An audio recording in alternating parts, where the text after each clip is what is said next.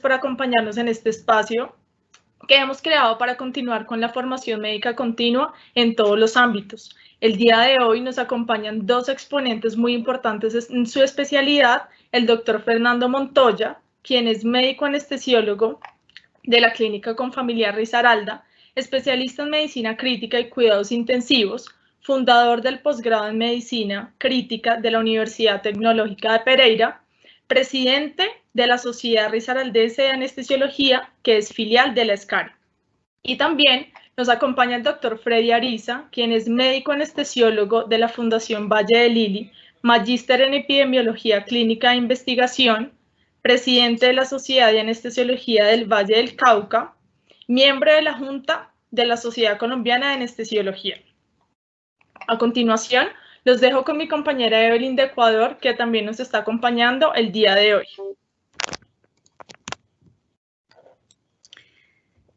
Muy buenas tardes con todos ustedes. Quiero, a nombre de la Academia Esculap, nuevamente darles la más cordial bienvenida a estos espacios de formación médica continua. Quiero empezar agradeciéndoles también a las gerencias de unidad de negocio de Critical Care de la compañía Brown Medical, que hacen posible estos espacios de formación médica. Agradecerles a todas las personas que se encuentran aquí hoy presentes de los diversos países de toda Latinoamérica y de Europa, que también, pese a las horas de diferencia, también nos están acompañando. Muchísimas gracias, esperamos cumplir con todas sus expectativas. Nosotros acá en la Academia Esculap tenemos nuestro eslogan que lo denominamos Diálogo Dedicado a la Vida. Este evento comprende, como les había mencionado mi compañera, el desarrollo de dos temas muy importantes con dos conferencistas de alto prestigio en Colombia. Y luego tendremos la sesión de preguntas. Ustedes tienen un chat en donde pueden interactuar y pueden hacernos las preguntas que ustedes deseen. Y posterior a eso también les vamos a pedir de manera especial que en el chat van a encontrar un link en donde llenarán su constatación de que estuvieron presentes y la retroalimentación respectiva. Es muy importante que llenemos esta retroalimentación porque a través de ella nosotros podemos conocer sus diversas inquietudes y podemos cumplir con todas sus experiencias, expectaciones de todo lo que ustedes deseen. Muchas gracias y le presento al doctor Hickley Gutiérrez. Él es el director médico de la Academia Esculap de Colombia, médico cirujano, especialista en epidemiología clínica y que hoy día nos va a ayudar a moderar este evento. Muchísimas gracias, doctor Hickley, por estar la noche del día de hoy y bienvenido. Muchas gracias, Evelyn. Muy buenas noches a todos. Bienvenidos. Esperamos que sea este evento científico de su agrado. Solicitarles que todas las inquietudes sean transmitidas a través de preguntas en el chat y posteriormente de las dos conferencias con los doctores. En la noche de hoy vamos a tener una sesión de preguntas y de discusión de los casos planteados. Muchas gracias, Evelyn.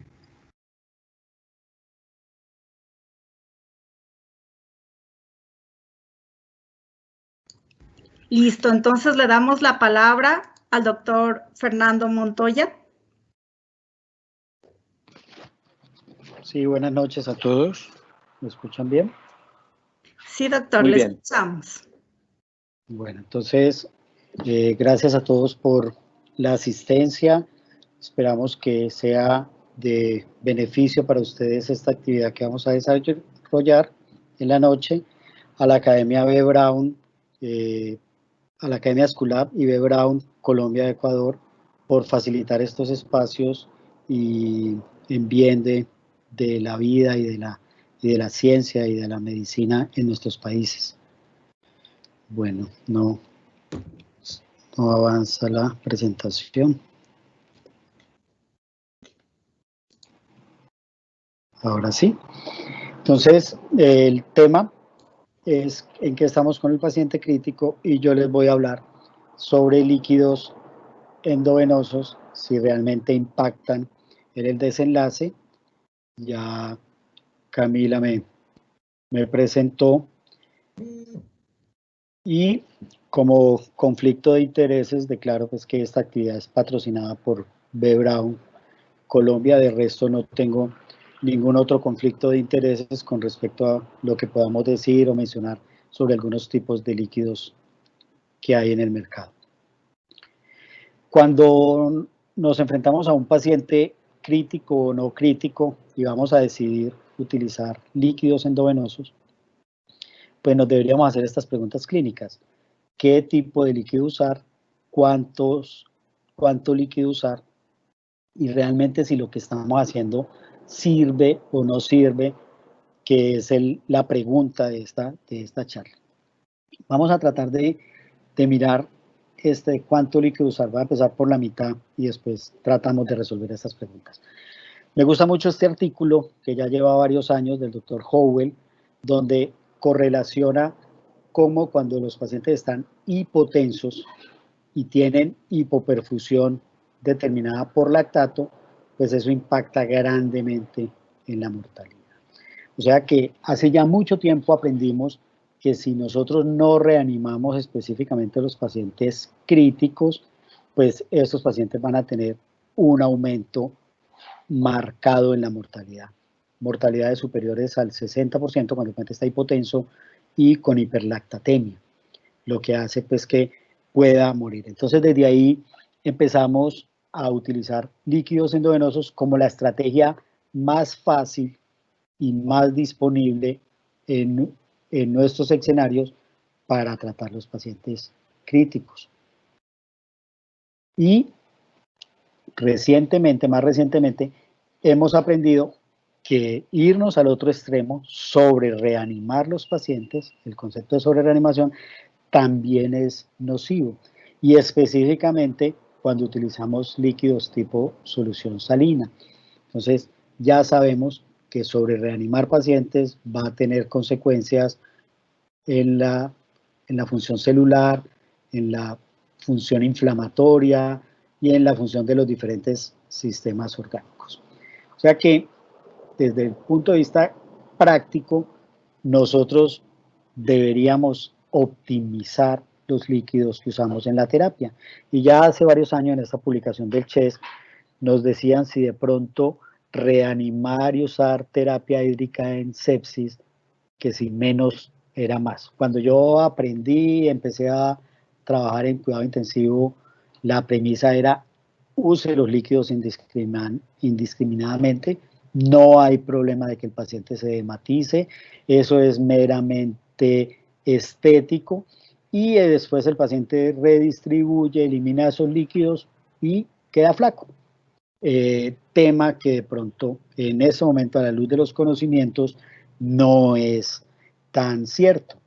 Y esta revisión que sale en Critical Care Medicine nos dice que a medida que el paciente tiene un balance hídrico más elevado, a medida que pasa el tiempo, pues tiene mayor mortalidad. Entonces los residentes me dicen, profe, pero es que si el paciente está crítico, está más grave, pues recibe más líquidos. Pero la pregunta es, ¿y será que ese exceso de líquidos que estamos dando nosotros, que se refleja en una disminución marcadísima de la mortalidad a medida que aumenta ese balance hídrico en el tiempo, está contribuyendo a la mortalidad? Y ahora que está de moda por el COVID hablar de síndrome de dificultad respiratoria del adulto, hace ya varios años en el ARSNet nos han dicho que deberíamos tener a los pacientes con lesión pulmonar aguda tipo SRA idealmente en balances neutros o en balances negativos, ya que cuando esos pacientes tienen un balance hídrico positivo, pues cambia y aumenta la mortalidad. Y esto nos lleva a la primera conclusión de esta noche, de esta charla. Es que los líquidos deben ser considerados unos medicamentos. De hecho, son unos medicamentos y deben ser aprobados por las instituciones de control, la FDA, la Agencia Europea, el INVIMA en nuestro país, como medicamentos. La industria tiene que registrarlos como medicamento. Y como cualquier medicamento, debemos conocerlo, debemos conocer cuáles son sus efectos, cuál es su dosificación, pero esta parte que se nos olvida, durante cuánto tiempo vamos a utilizarlos y cómo vamos a desescalar su uso y llegar a suspenderlos.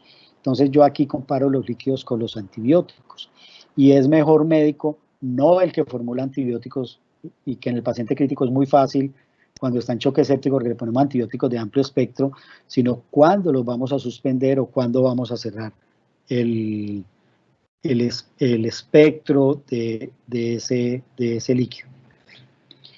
Y es que todos quisiéramos evitar esto, esta sobrecarga hídrica que nos va a afectar la función respiratoria, edema pulmonar, mayor dificultad en la oxigenación y en la ventilación, dificultad en el destete del ventilador, función hepática que va a afectar la depuración de medicamentos, la producción de proteínas, entre ellas inmunoglobulinas y todas las proteínas que nos van a defender. En el sistema gastrointestinal, edema intestinal que nos va a limitar la nutrición, y eso va a hacer que los pacientes críticos que ya tienen un estado catabólico aumentado sigan en esa catabolia y nunca se recuperen nutricionalmente. A nivel del sistema nervioso, incluso edema cerebral, y en la parte cardiovascular, mayor trabajo miocárdico, mayor consumo de miocardio, y incluso ese edema intersticial que se produce a nivel del miocardio, disfunción ventricular que va a hacer que disminuya el gasto cardíaco, y todo esto se va volviendo un círculo vicioso. Y en el sistema renal, pues le estamos imponiendo al sistema renal una cantidad de sobrecarga en agua, en electrolitos, que se van a alterar. De tal manera que esa sobrereanimación nos va a generar muchos problemas, y deberíamos tener esto en mente. Y cuando el paciente está crítico, la primera fase, que es la de la reanimación, pues si la hacemos adecuadamente disminuye la falla de los órganos. Aquí deberíamos optimizar el paciente en la segunda fase. En la tercera fase deberíamos estabilizar el paciente, y en la cuarta fase es la de escalación, y el paciente dentro del ciclo crítico, la fase ebb y flow que nos dijo Kuberson hace mucho tiempo, pueda retornar. Entonces, esta diapositiva que utiliza mucho el doctor Mitten y Secón y todos ellos, es que en los líquidos deberíamos usar el punto dulce. Entonces, cuando hablamos de cuánta cantidad de líquido usar, es ni como las velas, ni tanto que queme al santo, ni tampoco que no lo alumbre. El punto dulce que hemos llamado en líquidos, que es el mínimo suficiente para que la función orgánica esté bien. Ni la hipovolemia es buena, ni la hipervolemia es buena. Y ahora que en cirugía todos estamos entrando en las estrategias ERAS, pues tenemos un papel fundamental, tanto los anestesiólogos como los intensivistas e incluso los médicos de piso, en cuanto a disminución de la cantidad de líquidos administrados para que los pacientes estén mejor, favorecer la vía oral cuando está permitida, porque es la vía fisiológica para recuperar volumen.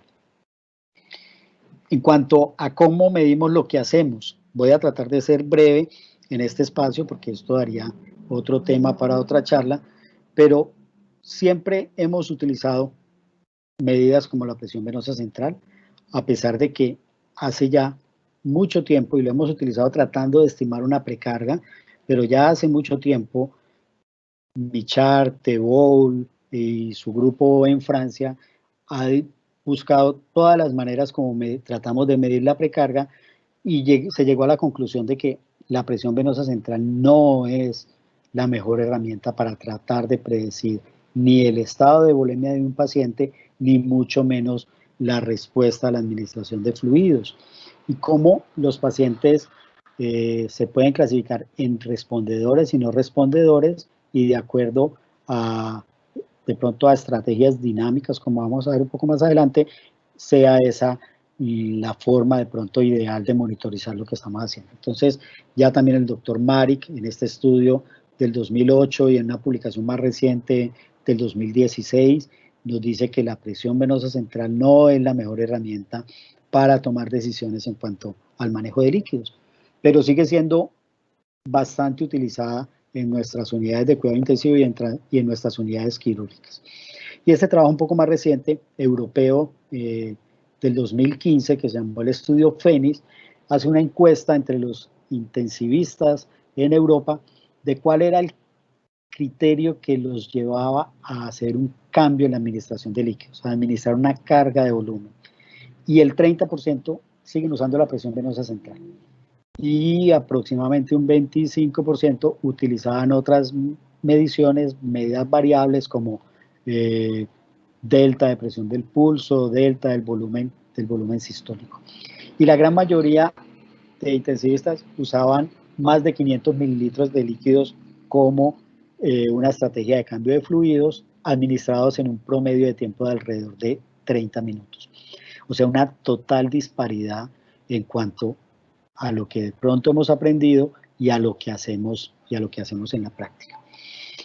Y este artículo que se les recomiendo que lo revisen del doctor Cecconi y de la doctora Bennett, donde nos repasan qué es lo que pasa en la macrocirculación y en la microcirculación cuando administramos fluidos, y cómo en el paciente sano hay una correlación entre la macrocirculación y la microcirculación, de tal manera que eso nos permitiría asumir que si nosotros restauramos las variables macrodinámicas, la microcirculación está bien. Pero como en el paciente crítico y específicamente en el paciente séptico, hay una disociación o una pérdida de ese acople entre la macrocirculación y la microcirculación, y tener pacientes que les restauramos los valores macrodinámicos como presión arterial, frecuencia cardíaca, pero la microcirculación sigue siendo hipoperfundido, y cómo deberíamos guiarnos con otras estrategias. Algunos autores en Europa proponen mucho la espectrometría con luz ortogonal. El doctor D. Baker y un colega colombiano nuestro, el doctor de Tascón, que han hecho bastante investigación al respecto. Y aquí tenemos que entender desde la fisiología que si yo hago un reto de volumen, ese reto de volumen debe generarme una mejora en la precarga ventricular, y si logro ese cambio en la precarga, voy a obtener un cambio en la función cardíaca, y este paciente sería el que es respondedor a volumen. Pero si este paciente ya se encuentra al límite de la precarga y yo hago esa misma administración de volumen, pues no voy a obtener ningún resultado. O lo contrario, si la administración de volumen es tan pequeña, no me alcanza a generar ningún beneficio en la curva de desempeño ventricular. De tal manera que en este momento lo ideal es que hiciéramos medidas como la elevación pasiva de miembros inferiores, que hace tiempo Monet y Teboul nos vienen diciendo que hagamos, y lo aprendimos de la medicina tradicional. Acuesta el paciente, eleve los pies, y si hay mejoría es porque hicimos uso de la reserva de precarga, y si ese paciente es respondedor a esa maniobra de elevación pasiva de miembros inferiores, pues es un paciente que nos va a responder a la administración de volumen. Y administración de volumen que vamos a hacer de 2 a 3 mililitros por kilo en 5 o 10 minutos, y valoramos. ¿Qué ventaja tiene esa estrategia? Que si el paciente mejora, hacemos otro reto de volumen, mejora, seguimos haciendo otro reto de volumen, pero si el paciente ya no respondiera a ese reto de volumen, pues no nos vamos a pasar sino en 200 o 300 mililitros de volumen, y no en esos retos grandes de volumen de 500 o 1000 mililitros que usábamos anteriormente. Y es mucho más importante utilizar maniobras dinámicas para mirar esa respuesta, llámese delta de presión del pulso, delta de variabilidad del volumen sistólico, si utilizamos ultrasonido, colapsabilidad o distensibilidad de la vena cava, ¿ya? Pero cualquiera de estas estrategias, desde estrategias invasivas o menos invasivas, catéter de arteria pulmonar cada vez más cuestionado su uso, pero por la invasividad, pico, vigileo, más recientemente el monitor de Cheetah que nos hace una diferencia en el potencial eléctrico en el tórax. Este es sí cero invasividad y tiene el test de elevación pasiva de miembros inferiores, o ultrasonido los que disponen y tienen entrenamiento en esto.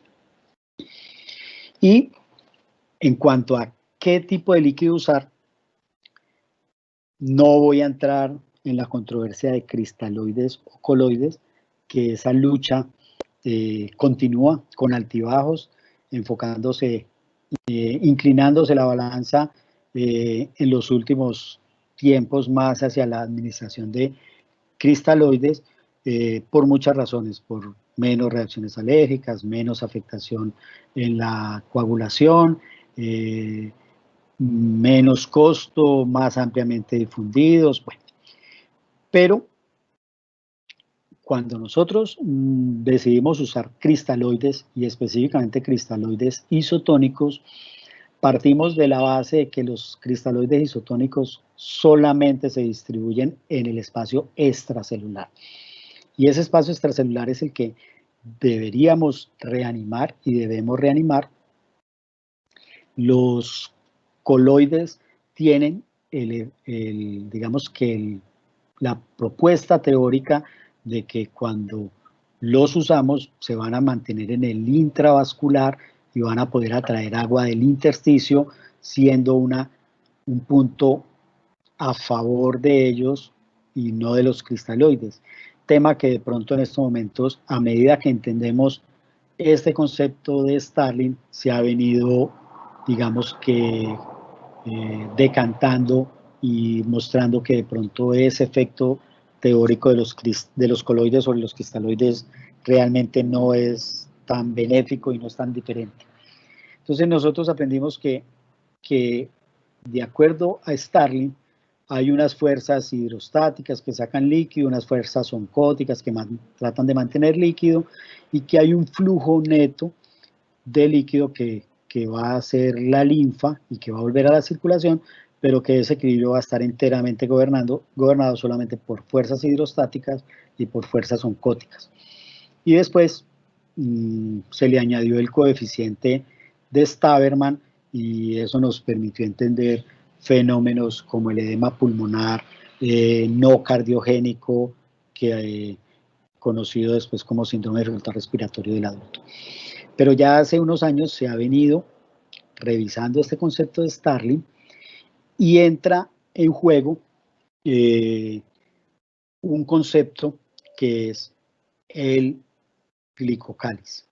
Y este glicocáliz, recientemente descubierto, después de alrededor de la década de los 60 se empezó a hablar del glicocáliz, pero a medida que ha pasado el tiempo y han mejorado las técnicas de microscopía electrónica, se ha consolidado el concepto del glicocáliz, que nos permite entender mejor que el postulado que decía Starling sí era cierto, pero que no se comportaba solamente con una filtración en el lado arterial y una reabsorción de líquido en el lado venoso del capilar, sino que era un poco más complejo esto y que definitivamente la formación de tercer espacio, la formación de fluido por fuera del vaso iba a ser recogido por la linfa y llevado a circulación.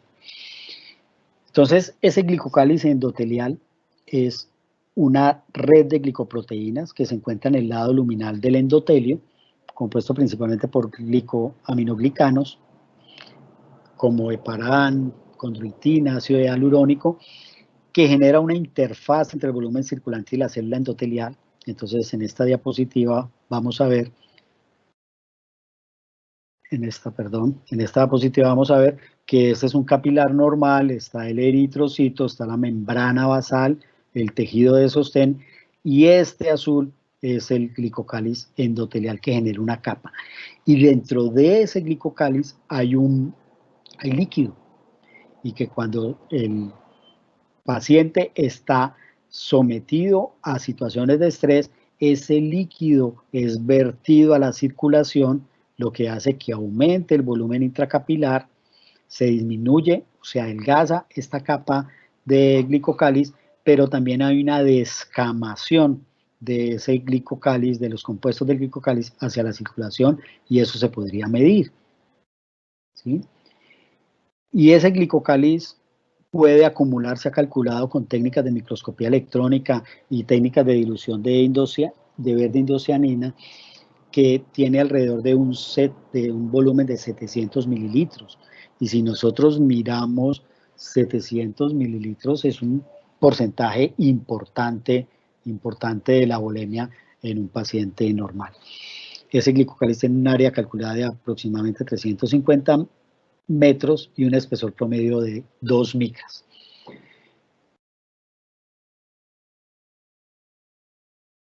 Es semipermeable a moléculas aniónicas como la albúmina y otras proteínas, mantiene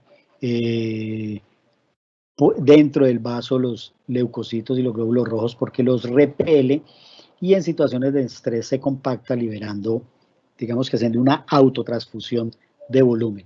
Y entonces se ha observado que en sepsis, que en hipoxia, que en trauma y en sobrehidratación, sobre todo este concepto es muy importante, en un voluntario sano, ese glicocáliz se afecta y podríamos mirar en circulación productos de descamación, condroitin, heparan, y en este momento hay una amplia investigación a que estos compuestos del glicocáliz sean incluso marcadores tempranos en paciente séptico. Hay bastante literatura ya sobre el papel del glicocáliz. Se ha visto que esto, digamos que es el glicocáliz normal, que es como unas vellosidades, y que cuando el paciente está en situaciones de hipoxia, estrés, sepsis, esto se pierde, haciendo que haya mayor paso de líquidos hacia el intersticio, generando un tercer espacio. Este artículo es bastante bonito, de Critical Care del 2017, con unas fotografías preciosas de microscopía electrónica, y cómo hay diferentes glicocáliz dependiendo del capilar que estemos mirando, en el hígado, en el riñón, en el músculo, en el corazón, cómo ese glicocáliz cubre las hendiduras y los poros que hay en los diferentes capilares. Y eso es lo que explica que haya diferentes capilares y comportamiento diferente entre el sinusoide hepático, entre el riñón, entre el músculo, el intestino e incluso el cerebro.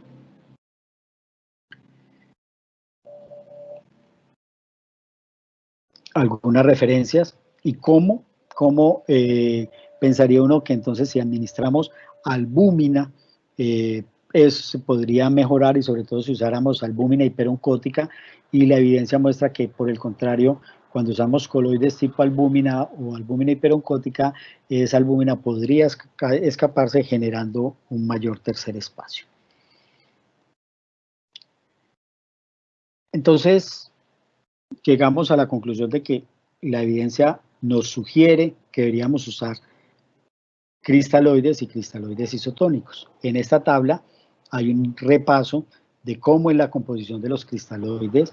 Recordemos que los cristaloides son soluciones de agua más electrolitos y algunos compuestos que deben tener una electroneutralidad y que van a tener una osmolaridad dependiendo de sus componentes. Entonces, toda la vida hemos oído el concepto de la solución salina normal.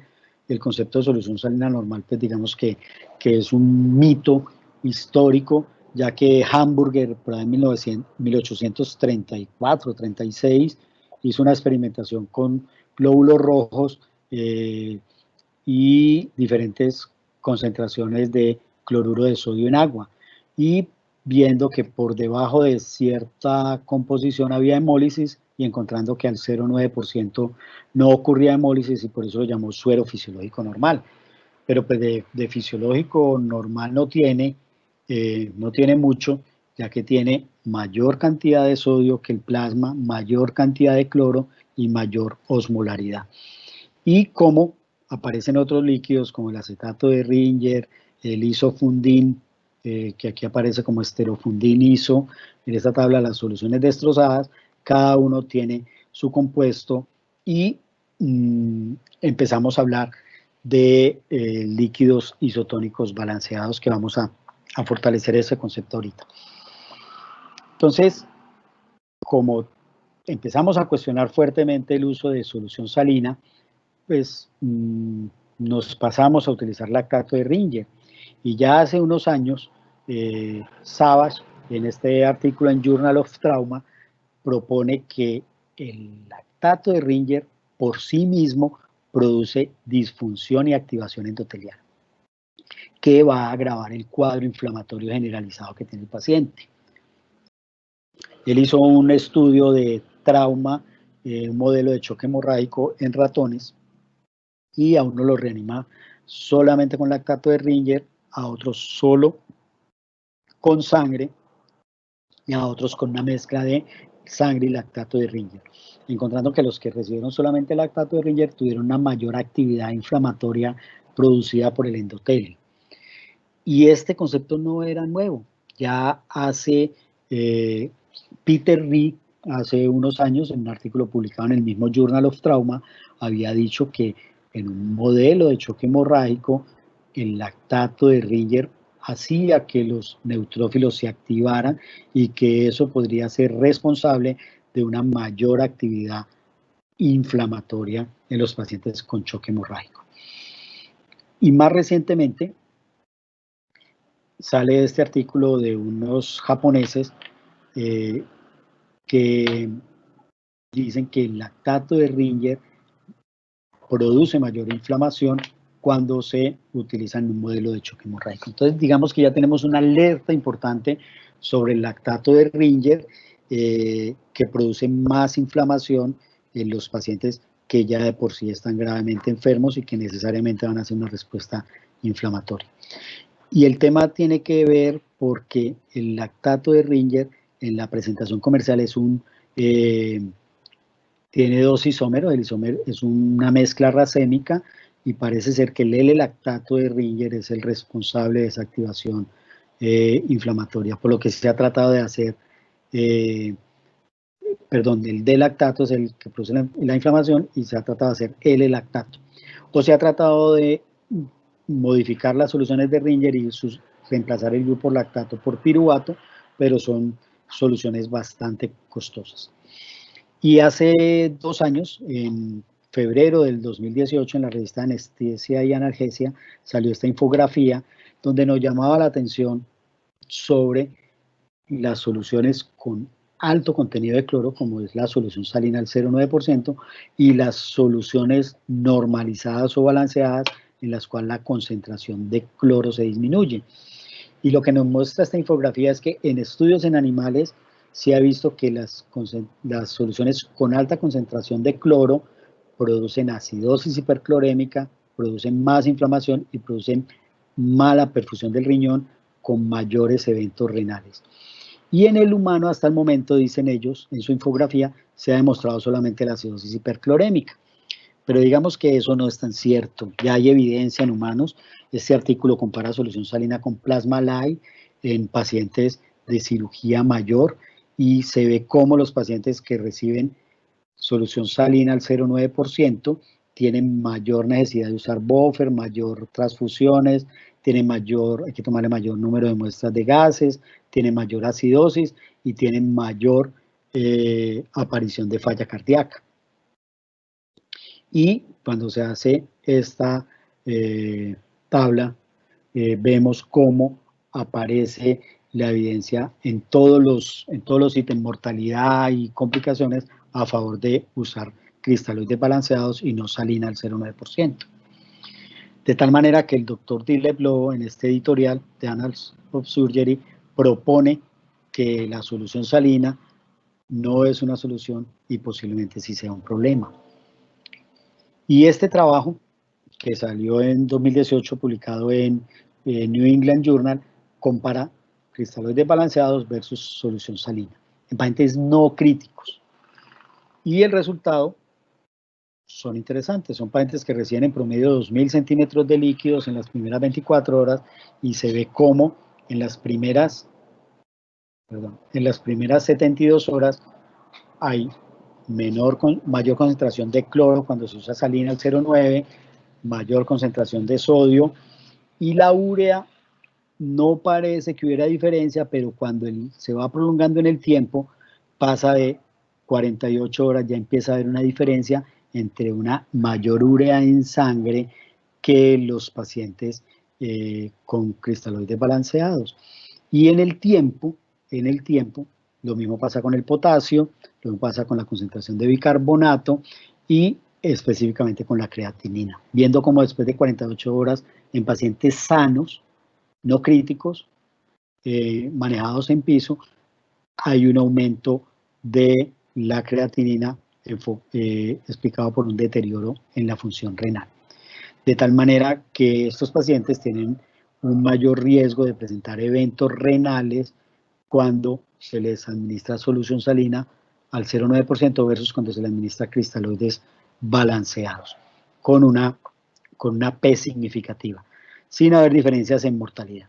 Y cuando este estudio, aquí se muestra en la tabla de riesgo relativo, lo que les estoy diciendo, y cuando este estudio se traslada a pacientes críticos por el mismo grupo, claramente hay un aumento del cloro, disminución del bicarbonato en el grupo de solución salina y mayor mortalidad, mayor sepsis, mayor disfunción renal. Entonces la pregunta es, ¿qué es lo malo de la solución salina frente a los compuestos, a los otros compuestos?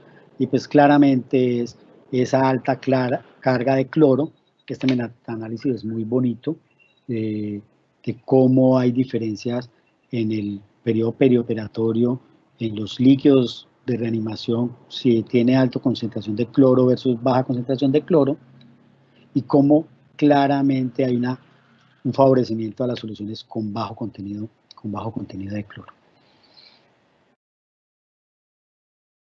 Este editorial del Dr. Han en British Journal of Anesthesia, que nos dice que sí deberíamos dejar de usar solución salina al 0,9%, y esta revisión excelente de cómo el paciente crítico, en paciente que está crítico, los niveles de cloro son bastante importantes.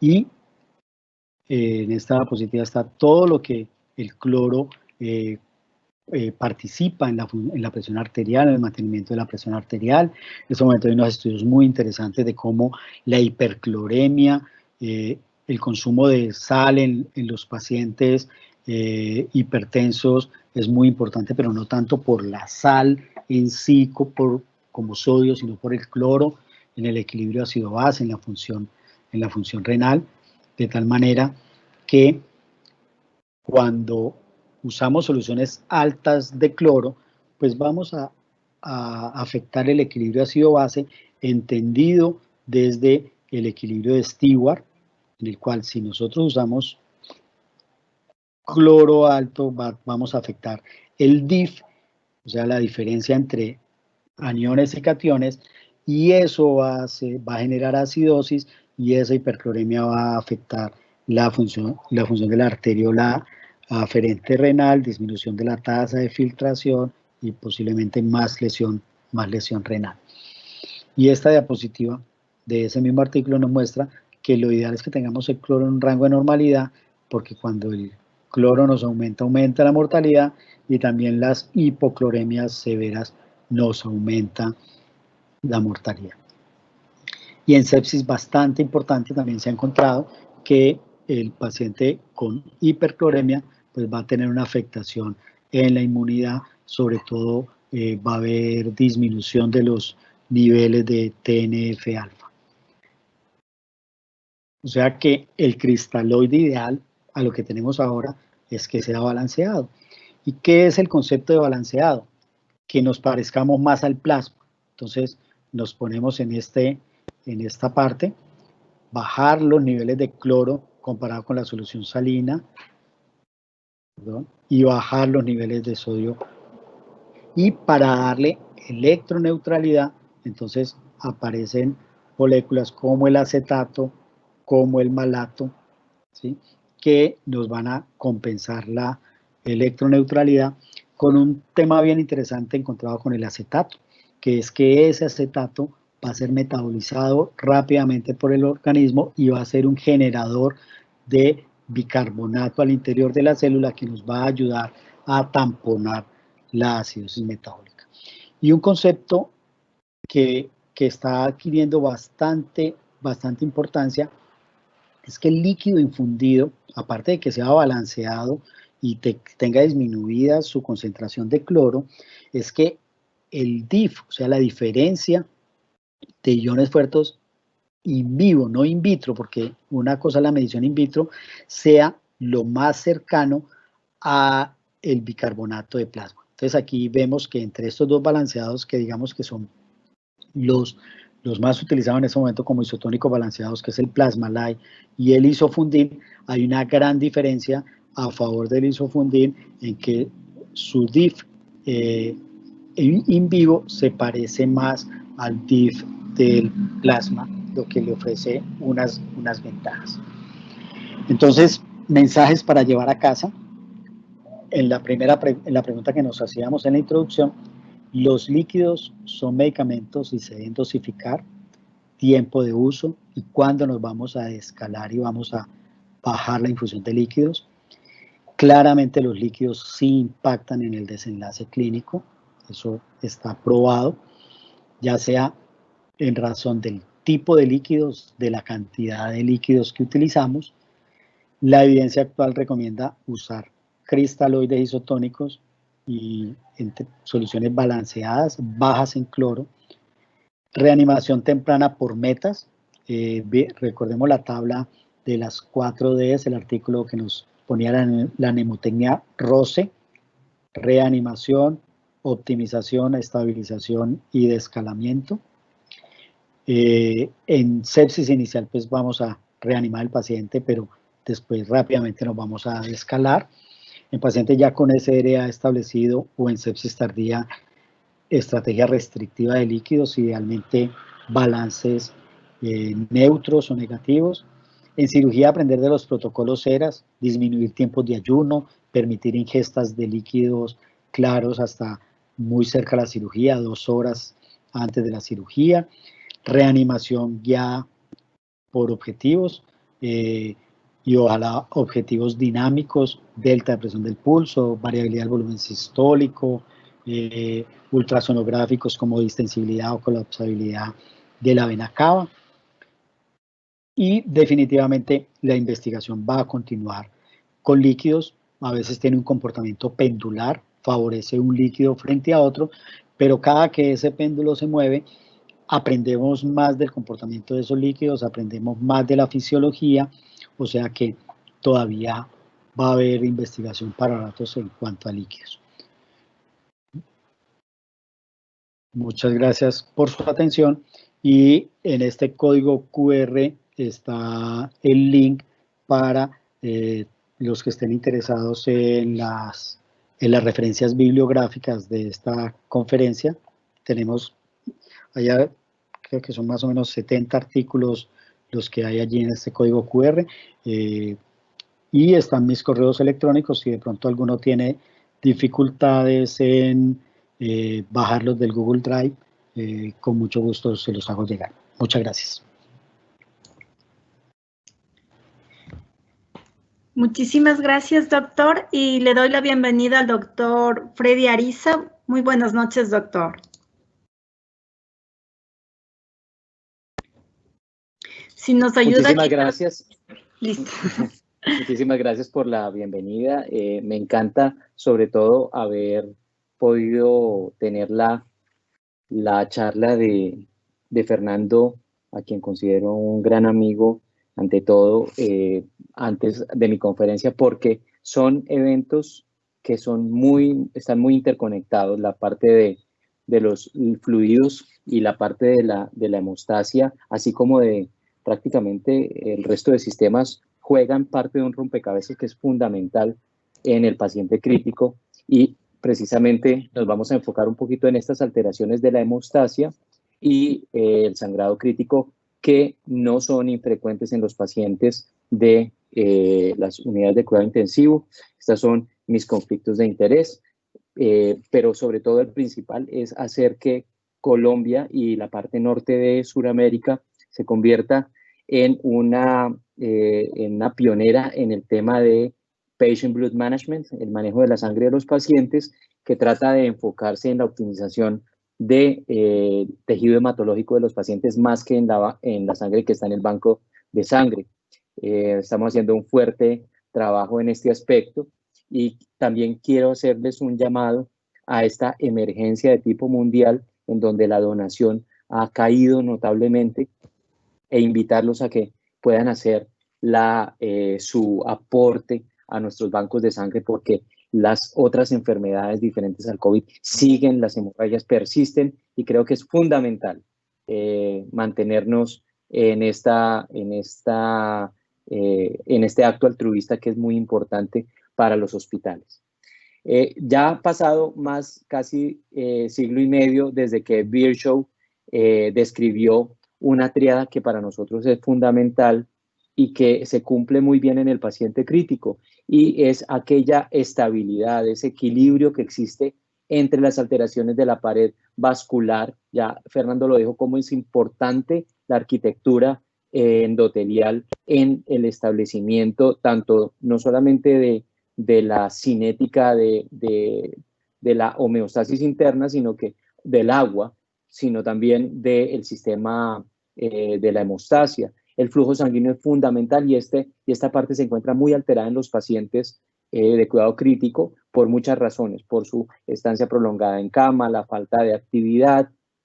Esa parte es fundamental, y esto hace que en muchas ocasiones muchas de las entidades patológicas que tienen estos pacientes generen una serie de eventos que al final resultan en hipercoagulabilidad importante, así como morbilidad. Para esto, pues quería mostrarles en principio unos ejemplos en donde tenemos una paciente que creemos que está anticoagulada con warfarina, y en donde, pues para las personas que de pronto no manejen la trombolastometría, el Rotem, esta es una curva de hipercoagulabilidad. Entonces, fíjense cómo el sistema de la hemostasia, a pesar de tener pues unos pilares sobre los cuales uno actúa, es un sistema bastante complejo que tiene notables interacciones. Este paciente pues necesitó otro tipo de tratamientos para poder vencer la gran hipercoagulabilidad que tenía en este aspecto. O pacientes con cirrosis descompensada, pacientes que tienen para nosotros una alteración importante, por ejemplo, una prueba convencional que utilizamos bastante, que es el INR de 2.5, pues es un paciente que nuevamente presenta curvas de hipercoagulabilidad. Todo esto nos habla de que definitivamente la hemostasia está interconectada de manera importante con una cantidad de eventos patológicos que redundan en unos fenómenos de hipertrombogénesis importante. Se nos ha enseñado desde hace mucho tiempo que la tríada de la muerte pues es un evento que debemos prevenir, pero ya cuando se presenta pues hay muy poco que hacer. Realmente mi invitación, y acá está el código QR, es a tratar de venderles una idea un poquito más proactiva, y es tratar de establecer, en lugar de una tríada de la muerte, un triángulo de la vida, ¿ya? Un triángulo que se sostiene sobre 3 pilares fundamentales, que es el del mantenimiento de la temperatura, que muy pocas personas estamos sensibilizadas en este tema, y en las unidades de cuidado intensivo quizá un poco menos, pero que cada vez pues tenemos más evidencia de que el no cuidar este signo vital se traduce en una cantidad de eventos que impactan en la economía de las instituciones y de los sistemas de salud, como la infección de sitio operatorio, mayores eventos cardiovasculares. Por otro lado, el mantenimiento de la microcirculación, tan importante, que ya Fernando nos habló notablemente, y que yo ahora en un rato voy a mostrarles cómo está interconectado con la hemostasia. Ya, entre más daño en la microcirculación va a haber más alteraciones y hiperexcitabilidad de estos sistemas que promueven la hipercoagulabilidad y en última la hipocoagulabilidad. Y la otra parte, la optimización del mismo sistema hemostático a través de otras estrategias que no necesariamente son transfusionales.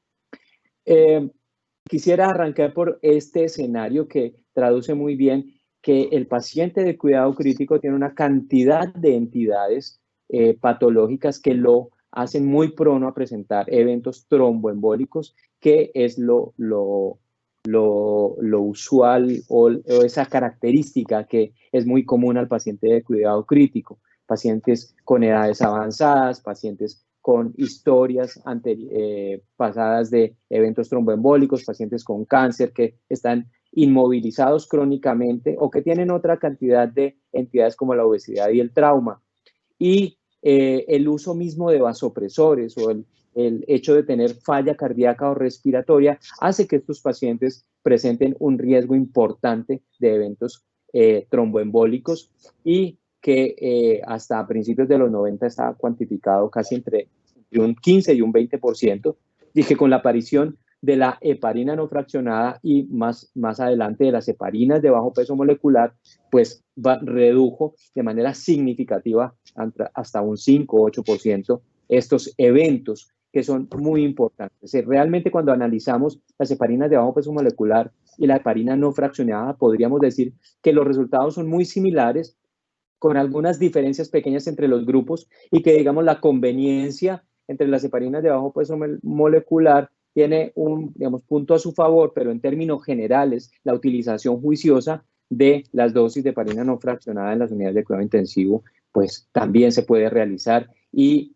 no se traduce en una reducción de los beneficios. Las dosis de heparinas de bajo peso molecular han tendido a utilizarse un poco más por una teoría, digamos, un concepto teórico en que digamos, no tendrían tendrían un perfil mayor de seguridad, y eso no es cierto.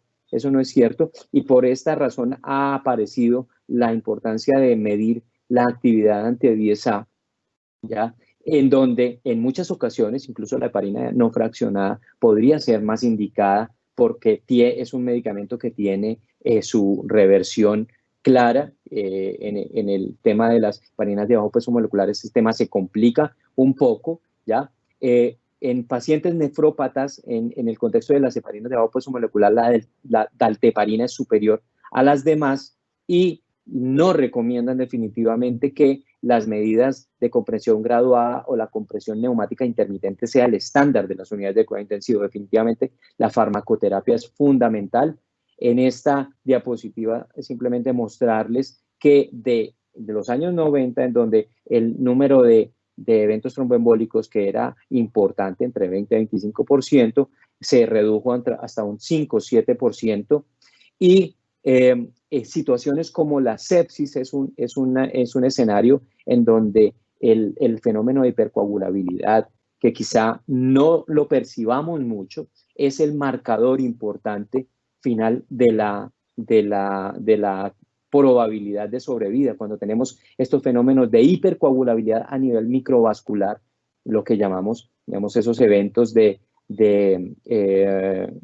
coagulación intravascular diseminada, mal llamada en mi concepto, de esa manera, que pertenecen un poco a un nicho de personas, lo que estamos viendo es una microtrombosis generalizada en estos pacientes, marca una disfunción notable en los pacientes de la sepsis.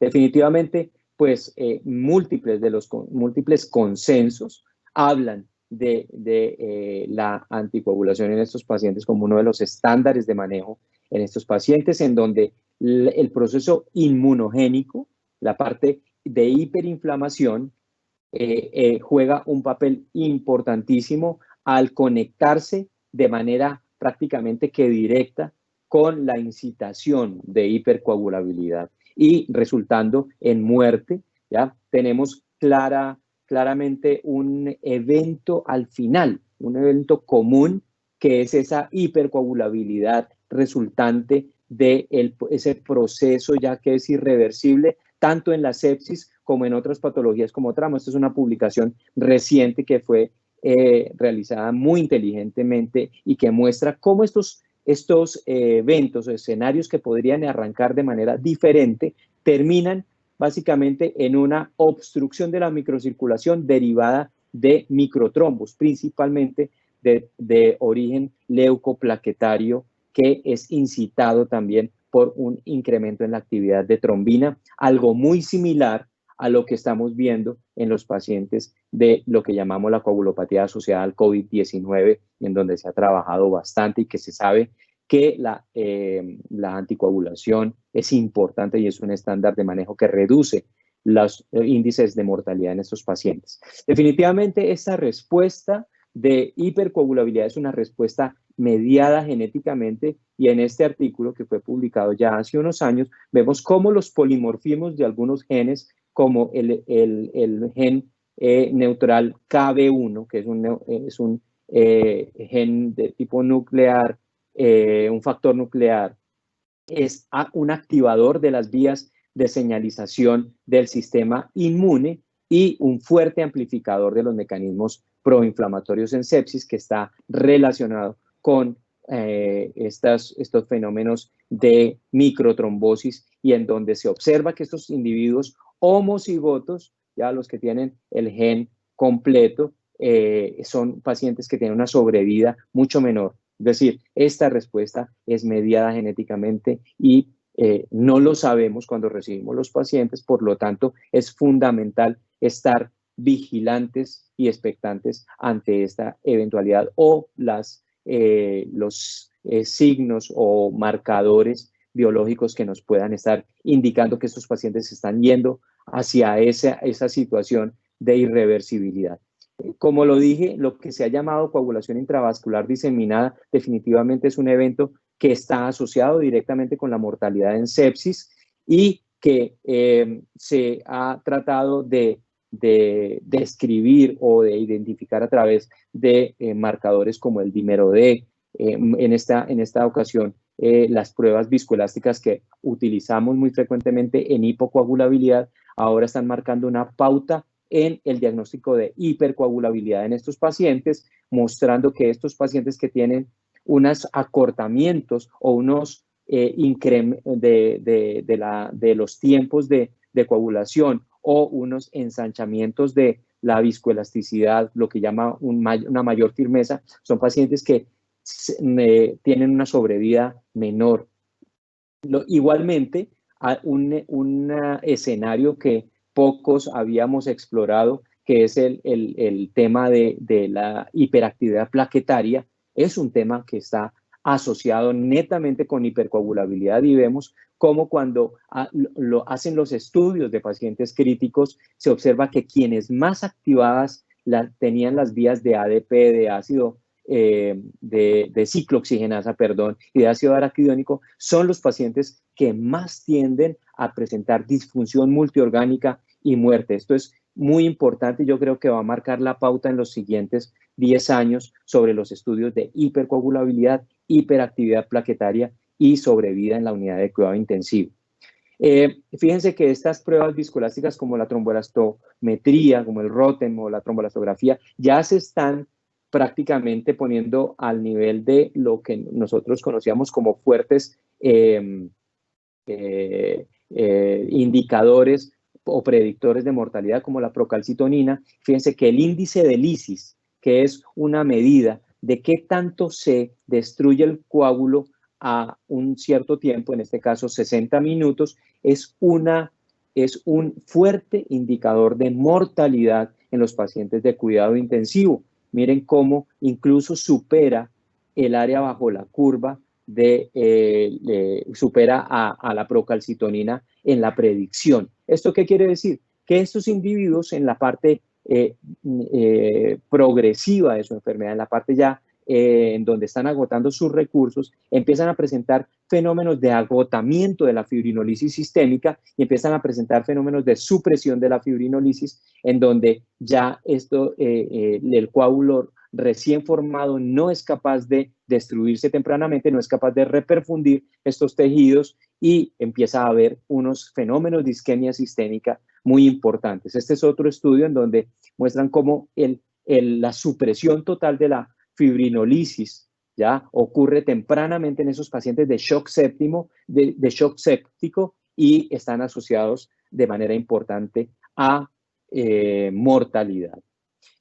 Un tema muy interesante es cómo las unidades de cuidado intensivo han ido cambiando ya las estrategias de intervención en términos de restitución de la hemostasia a expensas de los concentrados de factores, dejando digamos, ese espacio que ocupaban totalmente los productos, los componentes sanguíneos, y lo que observamos es que la incidencia de eventos tromboembólicos es menor cuando yo utilizo este tipo de concentrados de factores que cuando utilizo, por ejemplo, plasma o plaquetas. Esto es muy interesante. Cada vez más vamos a ver pacientes que tengan dispositivos de asistencia.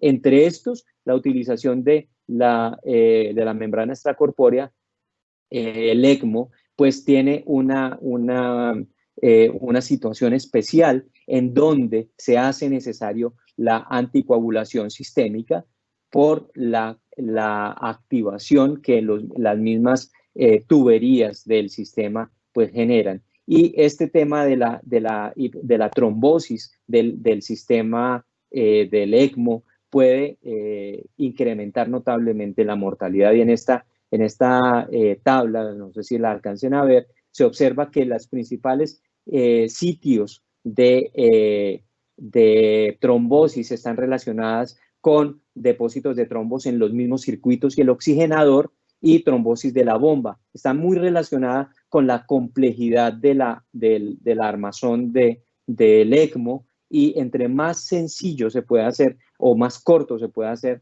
el sistema de ECMO, se va a reducir de manera importante la incidencia de trombosis.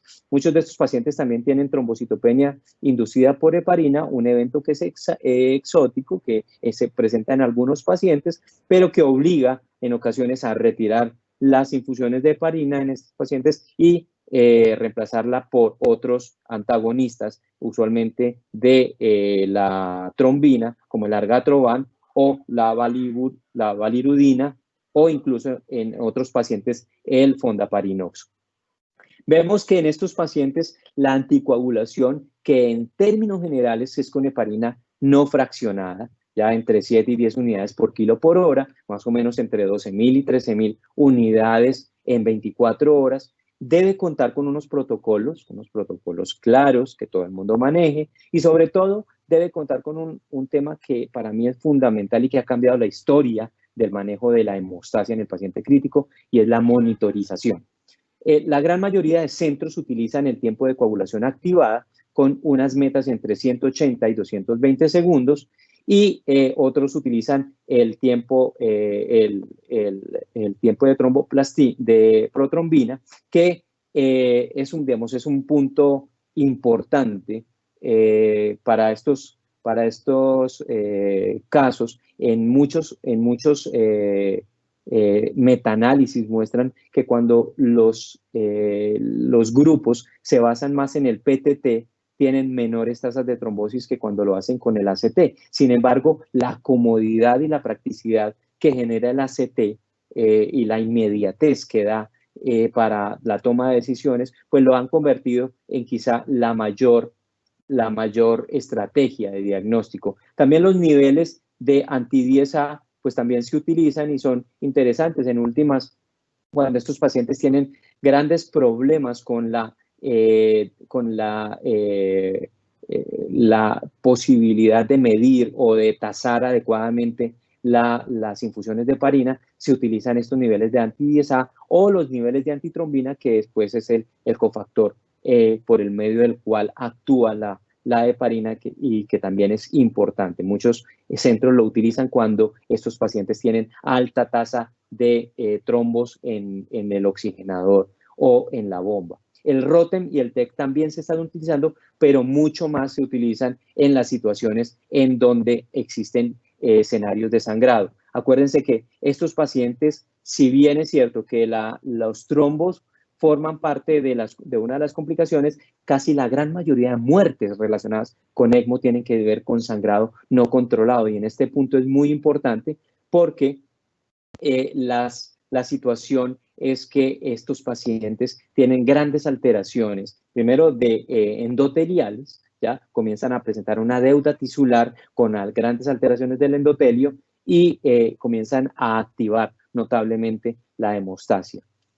Las pruebas viscoelásticas en el tema de correlación entre las concentraciones de heparina superan al ACT y al PTT cuando estas se realizan. Y esto es muy interesante porque definitivamente permiten que estas pruebas puedan ser vistas. Seguramente para los siguientes años vamos a ver muchos más estudios en donde un índice muy importante, que es la relación entre el INTEM, que es uno de los componentes del ROTEM, y el EPTEM, que es un INTEM con inhibición por medio de parinasa. Esa relación o ese radio puede mostrarnos una capacidad diagnóstica mucho mejor que lo que tenemos en este momento.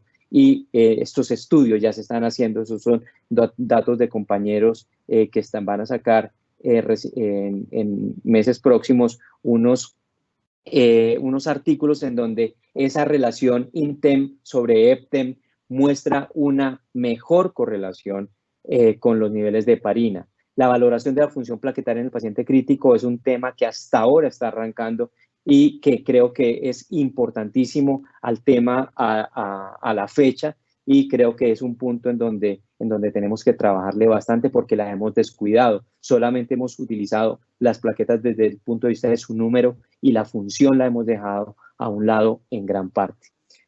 Si nosotros queremos hacer una adecuada manejo de estos fenómenos tromboembólicos, definitivamente debemos basarnos en guías. Guías va a haber muchísimas, esta es la europea, y va a haber guías para subpoblaciones específicas que ustedes ya van a encontrar muy fácilmente en la literatura. Yo creo que acá lo importante es que las instituciones tengan planteado un esquema institucional de manejo de la anticoagulación en estos pacientes. Por otro lado, quisiera finalizar con la parte de la coagulopatía en el paciente crítico, y es en este punto que es el otro escenario de esa persona que veíamos en equilibrio hacia un lado, hacia el paciente hacia el término de la hipocoagulabilidad. Vemos que gran parte de estas situaciones van a estar centradas en las concentraciones de fibrinógeno como un fenómeno importantísimo en los pacientes que tienen coagulopatía en las unidades de cuidado intensivo, tanto de trauma, de cirugía cardiovascular. En muchos pacientes también de sepsis puede existir hipofibrinogénemias en los pacientes con fallas hepáticas. El fibrinógeno quizá ha marcado una nueva era en la vigilancia de la hipocoagulabilidad en los pacientes que tienen sangrado activo. La otra parte que está relacionada con la charla de Fernando es las alteraciones de la microcirculación, y en donde el tipo de fluido es fundamental para preservar esta estructura, esta arquitectura de la microcirculación de la mejor manera. La actividad de otros factores, pues cada vez digamos, es un escenario un poco menor, pero de todas maneras hay que tenerlo en cuenta. Las alteraciones de la masa eritrocitaria, un punto muy importante. Recordemos que el hematocrito es necesario o tiene un número mínimo por debajo del cual va a haber una reducción de la capacidad hemostática de los individuos, y ese punto usualmente se encuentra entre 24 y 26%. Entonces, es clave que en el paciente crítico, especialmente aquellos que tienen alto riesgo de sangrado con sangrado activo, mantengamos estos hematocritos por encima de esos niveles, 24 a 26%. Ya un poco más raro, la disfunción plaquetaria, que digamos casi no la encontramos ya en los pacientes, y esto ha hecho que reduzcamos de manera importante las transfusiones de plaquetas, que junto con el plasma son los componentes más relacionados con disfunción pulmonar. En esta fotografía, o mejor en esta gráfica, vemos cómo el coágulo se asienta sobre tres pilares fundamentales. Uno, la cinética del fibrinógeno. Dos, la cinética o generación de trombina, y la otra es la actividad plaquetaria con un enemigo permanente, que es la hiperfibrinolisis, que también tanto la hiperfibrinolisis como el bloqueo de la fibrinolisis puede causar los mismos estragos en los pacientes.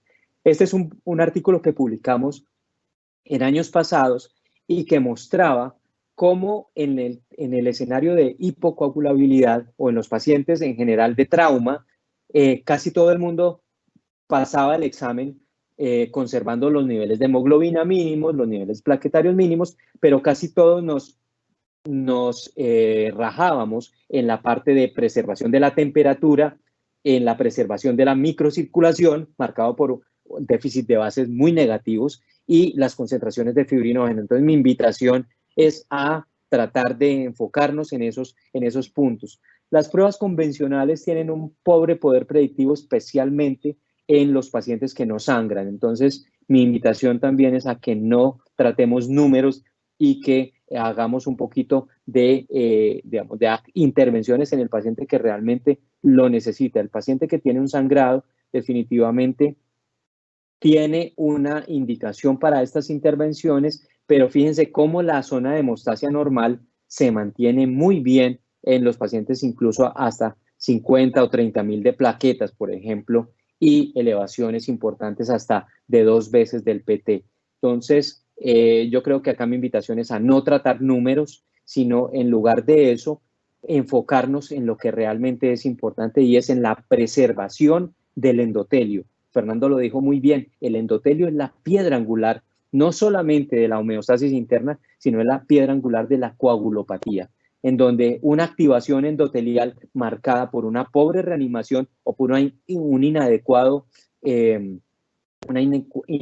solución de reanimación incita daño de la arquitectura, y ese daño genera fuga capilar con una exacerbación de los fenómenos de microtrombosis y al final ya eventos que son completamente irreversibles. Esta endoteliopatía, como la llamamos, o SHINE, Shock Induced Endotheliopathy, es muy importante y comienza a ocurrir desde los primeros minutos, esa activación y cómo esa hiperactivación va redundando o terminando en un daño endotelial, en donde ya sabemos que, por ejemplo, marcadores del glicocáliz como la trombomodulina soluble son indiscutibles marcadores de mortalidad. Sabemos que, como les dije, esta tendencia o esta respuesta al shock es marcada genéticamente, en donde tenemos individuos que responden muy mal o muy tempranamente de manera abrupta a esas pérdidas de la volemia, ¿ya? Y en donde tenemos que prácticamente erradicar ese tema de la hora de oro, en donde ya nos hemos bajado a los 30 minutos de platino y hemos reducido aún más, porque nos hemos reducido a esos 20 minutos de fundamentales, en donde tenemos que encontrar a esos pacientes con shock hemorrágico, sobre todo esos individuos con baja tolerancia a esta situación. El tratamiento de estos pacientes no puede ser solamente dejado a la unidad de cuidado intensivo, debe de arrancar desde que el paciente llega a urgencia y en los quirófanos, si es que esos pacientes necesitan una intervención quirúrgica. Como les dije, el hematocrito es fundamental para la preservación de la hemostasia, y en este punto en donde nos hemos ido de un punto en donde estábamos con una actitud restrictiva frente a las transfusiones, yo creo que el punto debería estar en una situación no liberal, es no ser liberal con las transfusiones, pero tampoco ser restrictivo, porque esos hematocritos muy bajos predisponen a estos pacientes a que no respondan adecuadamente frente a un evento en donde pueden requerir una hemostasia óptima. Lo claro es que entre mayor sangrado, cuando estos pacientes tienen un mayor sangrado, la proporción de agua libre debe reducirse de manera importante, porque hay una disminución. Si nosotros no tenemos cuidado con el agua libre a través de la reanimación, vamos a tener una dilución de muchos de los componentes de la hemostasia, entre ellos el fibrinógeno y las plaquetas, que, como lo dije, son componentes muy importantes de la hemostasia. Muy relacionado con lo que dijo Fernando, el daño colateral que precipitamos con la resucitación hídrica definitivamente se puede dar de acuerdo al tipo de solución, y en el peor de los escenarios está la solución salina, y en el mejor de ellos las sales balanceadas y específicamente el acetato en términos de superioridad con el lactato es al nivel de lo que es el plasma fresco congelado y las soluciones de albúmina como reductores de ese daño que se puede generar en presencia de shock. Igualmente, la respuesta proinflamatoria es mucho mayormente incitada con soluciones como la solución salina y reducida con las sales balanceadas al nivel prácticamente de lo que produciría el plasma fresco congelado. Esto quisiera hacer una aclaración, y es que no quiere decir que a estos pacientes siempre se les tenga que exponer al plasma, sino que lo que quiere decir es que seguramente algunas proteínas o algunos componentes del plasma que comparte ayudan a restituir mucho mejor la arquitectura endotelial, que, como les dije, es el punto central de esta cuestión. Cuando nosotros utilizamos una estrategia en estos pacientes con alteraciones de la homeostasis, de la hemostasia y sangrado, basada en puntos claros, específicamente en este caso las pruebas viscoelásticas como el ROTEM, el TEC, y utilizamos además del plasma los concentrados de factores, vemos que las tasas de falla en estos pacientes son mucho menores cuando los comparamos con la terapia convencional, que era ponerle grandes cantidades de plasma y utilizar las pruebas convencionales. Entonces, yo creo que acá ha habido un avance importante en donde los índices de transfusión masiva se han reducido en la medida en que hemos venido sabiendo cómo diagnosticar tempranamente estos estados de hipocoagulabilidad. Estos son trabajos que nosotros estamos haciendo actualmente, que son de cómo estos problemas que teníamos con los hemocomponentes, que tenían unas altas cantidades de leucocitos de donante en las unidades, han venido mejorando su calidad a partir de la leucorreducción, que ya es un estándar de nuestros bancos de sangre y que mejora notablemente incluso alternativas como la sangre fresca total. Fíjense cómo al leucorreducir la sangre fresca total, la vuelve nuevamente a traer del armario a ser un componente muy interesante en los pacientes de transfusión masiva, en donde a pesar de varios días se conservan muy bien los componentes, entre ellos plaquetas y fibrinógeno. La utilización de sustratos energéticos para resiliencia tisular, es decir, tratar de que el endotelio aguante un poco más estos fenómenos de shock asociados a la hipovolemia y al shock hemorrágico, pues son un punto muy importante que está en auge. Tenemos los derivados de la clonidina, por ejemplo, la dexmedetomidina, que reduce la fuga endotelial, como también fármacos como la esfingosina-1-fosfato y otros factores de crecimiento, como el factor de crecimiento fibroblástico. En este caso, son fármacos que prometen reducir de manera importante ese daño endotelial que está ligado a la presencia de mortalidad. Las soluciones ricas en metano también se ha visto que parece que reducen de manera importante esa destrucción endotelial y aumentan la resiliencia del endotelio. Simplemente acá para decirles que definitivamente las transfusiones de ningún hemocomponente de manera profiláctica son adecuadas, ni de plaquetas, ni de plasma, y que en lugar de eso tenemos que fijarnos en el escenario clínico y hacer un diagnóstico adecuado centrado hacia el punto más importante. Muchos pacientes con disfunción, como los pacientes con disfunción hepática, se precipitan a alteraciones en la hemostasia porque están infectados, porque ha habido un uso no juicioso de los líquidos, porque tienen falla renal concomitante o porque indiscriminadamente, por ejemplo, hemos transfundido de manera indiscriminada plasma. Entonces, estos puntos son muy importantes y es una invitación a que seamos un poco más proactivos en el término del diagnóstico del paciente con alguna alteración de la hemostasia, tanto hipercoagulabilidad como hipocoagulabilidad. Para esto, pues, es otro conflicto que tengo y es una iniciativa que tenemos muy grande, es nuestro curso ABC TAMS, antes llamado CASTIM, y en donde enseñamos toda esta cantidad de información para que los pacientes sean lo menos expuestos posible a los recursos de bancos de sangre, ya que son tan costosos y están asociados a tanta morbilidad. Muchísimas gracias. Pasamos a la parte de preguntas y respuestas. Un placer haber hablado con ustedes.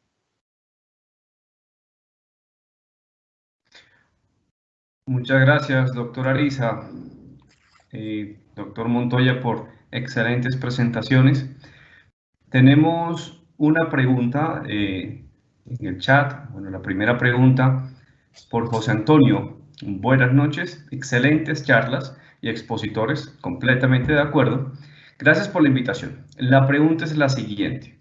Desde el concepto de solución balanceada, Si en una institución no hay este tipo de soluciones mencionadas, entre la solución salina y el lactato de Ringer, ¿cuál sería la ideal o la que presentaría menos efectos deleterios? Esa es la primera pregunta que tenemos en el chat. No sé si el doctor Montoya o el doctor Ariza. Bueno, le cedo a Fernando. Fernando es el experto. Doctor Montoya. Bueno, muchas gracias por la pregunta. Sí, a ver, claramente la respuesta es que sería menos deleterio el lactato de Ringer frente a la solución salina. Claramente hay evidencia, lo mostré durante mi conferencia y están los artículos que comparto, que cada que utilizamos solución salina, mal llamada normal, la solución salina al 0,9%, estamos afectando el equilibrio ácido-base. Estamos utilizando una solución que es ácida, tiene un pH de 5, tiene 154 miliequivalentes de sodio, que equivalía a un 10% más de la carga de sodio, y tiene 154 miliequivalentes de cloro, que es casi el 55% más de la concentración normal. Por lo tanto, un DIF de 0. Entonces, invariablemente la cantidad y el estado del paciente vamos a generar acidosis hiperclorémica, en mayor o en menor proporción. Y como les mostré en una referencia del artículo publicado en New England Journal, en pacientes no críticos, incluso después de las 48 horas, se empieza a ver un deterioro de la función renal y mayor eventos renales. Entonces, claramente la respuesta a la pregunta concreta es: preferiría el lactato de Ringer frente a la solución salina. Pero la pregunta es, ¿por qué no tenemos en nuestras instituciones soluciones balanceadas? Entonces tenemos que quitar el mito del costo, y si vemos, por ejemplo, en Colombia, en Ecuador, hay varias opciones de soluciones balanceadas. Una de ellas es isofundin en Colombia, en Ecuador se llama esterofundin, si no estoy mal, que es producido por Brown, y aquí no tengo conflicto de interés. Esta solución balanceada, cuando comparamos mililitro a mililitro, bolsa de 500 mililitros entre lactato de Ringer y solución salina, claramente no hay una diferencia ostensible en precio, lo que se vería compensado en igual de eficiente en recuperación de variables macrodinámicas, o incluso más eficiente, y menos efectos colaterales y menos efectos deleterios. Un solo paciente que quede en falla renal reanimado por solución salina paga todo un año en una institución el uso de soluciones balanceadas. Entonces, tenemos que desmitificar el costo, porque a nosotros nos han enseñado en nuestros países con problemas económicos, países en vías de desarrollo que tienen sistemas de salud con recursos limitados, nos han enseñado solamente el costo neto, comparando el centavo, el mililitro a mililitro, o el miligramo a miligramo. Pero tenemos que pasar a una estructura de costos diferentes, a costo, efectividad y, sobre todo, seguridad de los pacientes y desenlaces globales.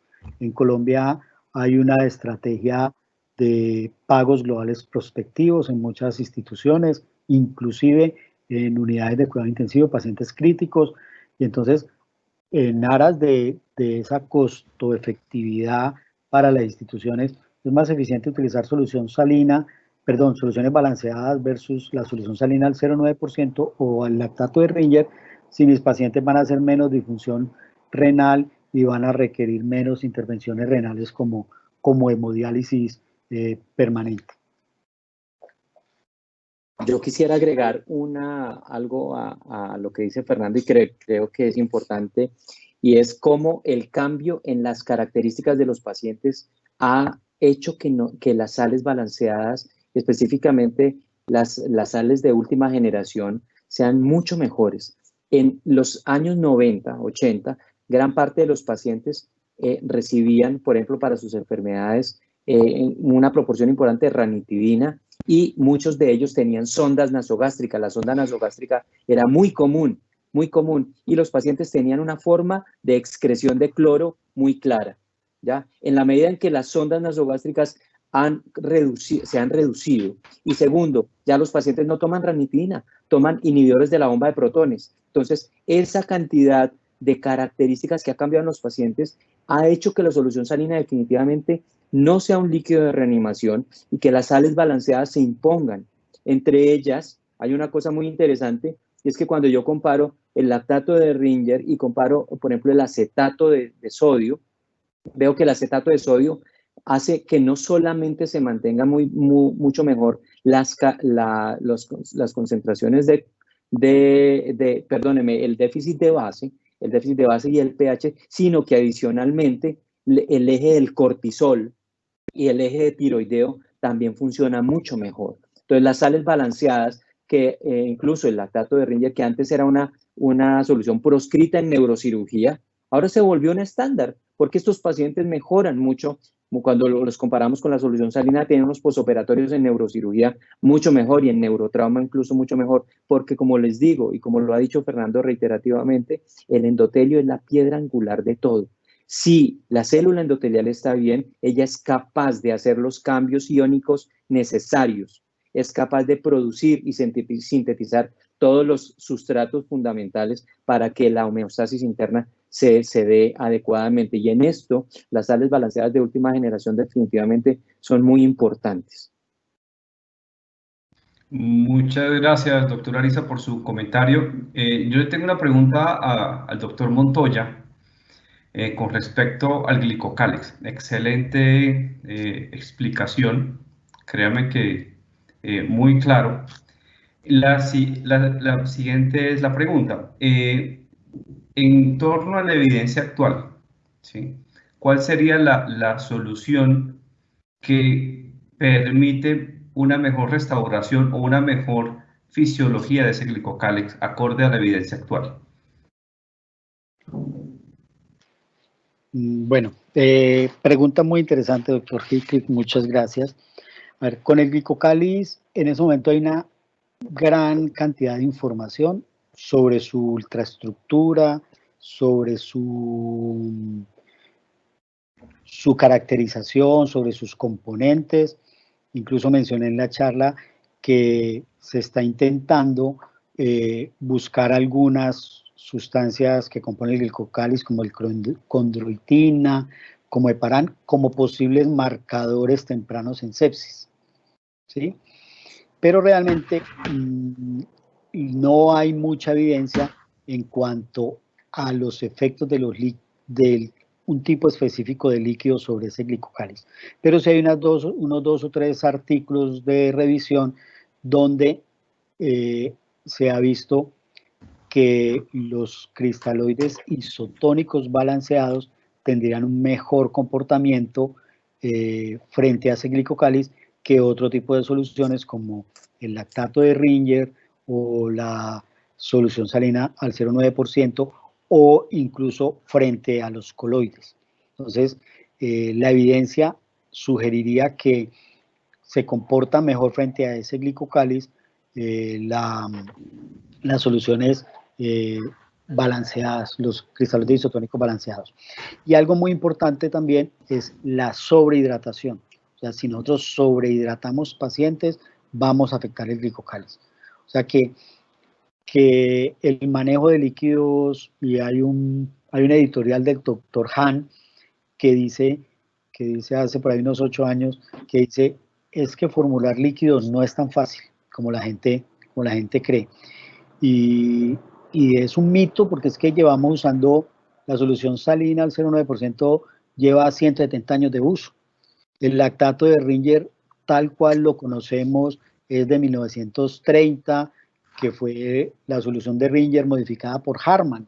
De hecho, en algunos países se llama solución de Harman, o la gente la conoce así. Entonces, son unas sustancias que llevan mucho tiempo en el mercado, mucho tiempo metidos en el imaginario de todo el personal de salud, y que nos cuesta trabajo desaprender lo aprendido para abrirnos al concepto de que los líquidos son muy importantes, parte fundamental del manejo de los pacientes, especialmente si son críticos.